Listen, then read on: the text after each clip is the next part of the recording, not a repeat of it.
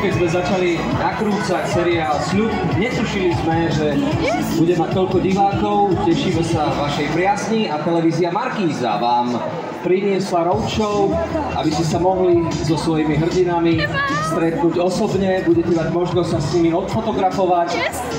Ešte predtým ich tu na pódiu ja trochu vyspovedám. Chcem vám povedať, celé to bude prebiehať tak, že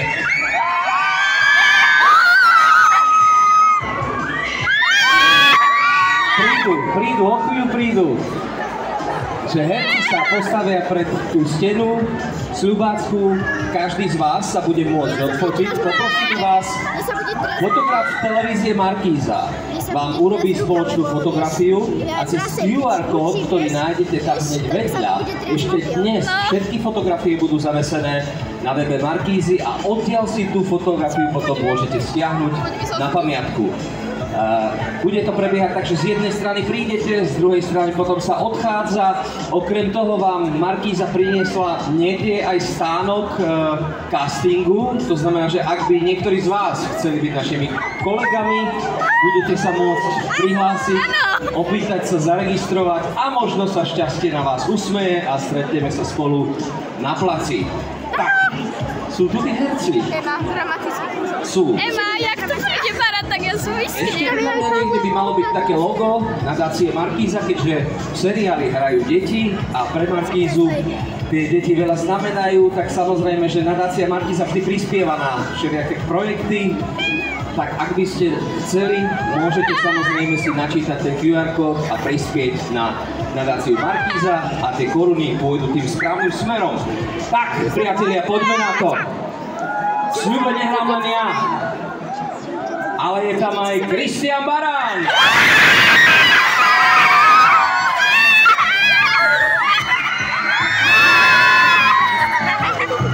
Adriana Brčalová. Zuzana Klučková. Paula Lopatovská. Jakub Švec. Evička Pavlíková.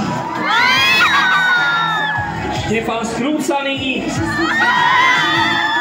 Kristian Makáček. Vám prišli dnes do Trenčína. Igo, tak na úvod sa ťa opýtam, počul si ten jasot? Máš ty tu rodinu v tom Trenčíne, alebo prečo je to také hlasné? Nemám rodinu, ale každopádne je to veľmi milé. Ďakujem pekne. Potešený? Tuto cestou sa ma pýtali nejakí diváci, že predsa si zadri, že ste zažili nejaké také tie ľúbostné scény, prvé bosky, ako si to prežíval? Ako som to prežíval, no ja si ani nepamätám. Keby si sa spýtal na ten úplne prvý, tak ti neviem povedať. Možno keby si nám ho pripomenul, Zadri. Čo poviete? Čo, začneme jedným boskom televíznym? Toto je vaša chvíľa, priatelia. 3, 2... Počkaj, keď to neurobíš, ja urobím to ja.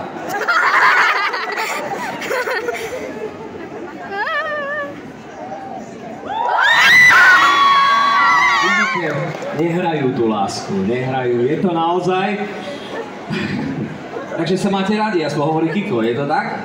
Podľa mňa sa máme veľmi radi, áno, a kamarátsky.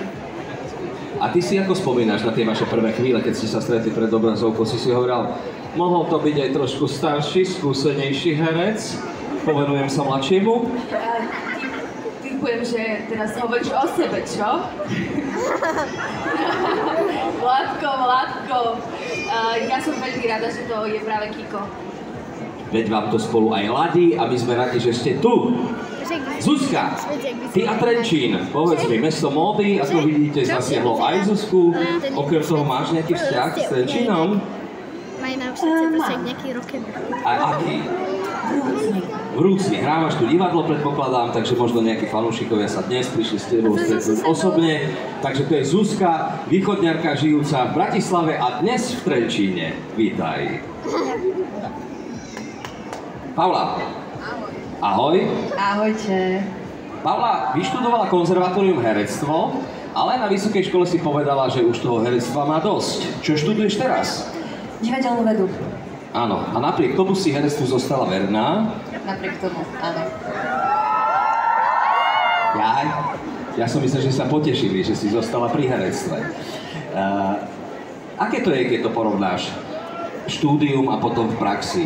Zažila si ty niekedy v Košiciach, keď si študovala takýto ošial? V živote nikdy. Toto je prvýkrát. Dobre, takže to je Paula, teší sa na vás. Ak k móde môže niekto z nás povedať, tak je to samozrejme Jakub Švec. Ty si bol teraz v Miláne. Porovnaj Miláno, Trenčín.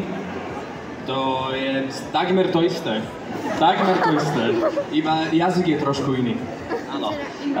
Ty si vyštudoval Vysokú školu muzických umení, je tak? Tak, áno. Videli ťa tvoji fanúšikovia aj v seriáli Dunaj. Keď porovnáš tie dve postavy, ktorá ti je srdcu bližšia? To sa ťažko porovnáva, ale akože srdcu bližšia je určite Igor so Sľubou.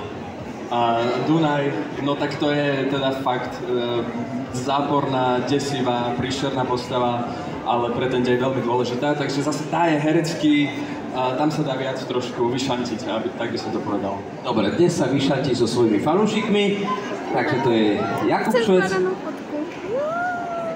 Toto je moja milovaná herečka z Nitra Trenčín. Chodívaš do Trenčína niekedy, Evička? Nedaleko od Trenčína býva krásna Katarína a dochodievam sem hrávať a mám rada Trenčín, lebo napríklad aj môj muž Pištík skrúcaný je odtiaľto. A keďže sa poznáme skoro celý život, tak mám vzťah k tomuto mestu aj kvôli nemu. Tak možno aj preto ten aplaus, ktorý teraz zatlieskajme, prosím vás, Evičke. Rádi, že si tu. Tak, toto je Hanuskovej syn. Hanuskova dnes neprišla, ale povedala mi, keby nepočúval Vilemu facku. Ako poslúcháš? Ja si myslím, že áno. Myslíš si, že áno? Spomínaš si na to, keď ste to nakrúcali? Aké to bolo? Tie facky sú naozaj, alebo sú akože, také herecké? No tak ja som si myslel predtým, ako som vošiel do tej izby, že to bude iba akože. A s Gabikou sme si povedali, že teda, povedal som jej, že môže mi normálne dať. Ona mi na to neodpovedala. A no, zostal som prekvapený z tej facky. Bolelo? Nie, musím priznať, že Gabika je profesionál a trafila to tak dobre, že ma to nebolelo. Tak dnes ťa fackať nebudeme, ale stretneš sa so svojimi fanúšikmi. Toto je Kristián Macháček a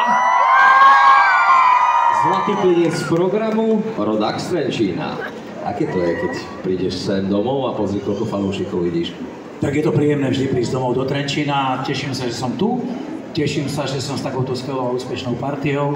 A keď si hovoril o tých fackách, tak neviem, či si pamätáte, keď ste sa zaregistrovali, tak mne Vládko dal pesťou. A to bola scéna, ktorú naozaj, to bola 100 milimetra, že keby si volal trošku viacej, tak idem do nemocnice. Ale dal si to úplne, že na profíka, takže aj my máme svoje skúsenosti s fackami.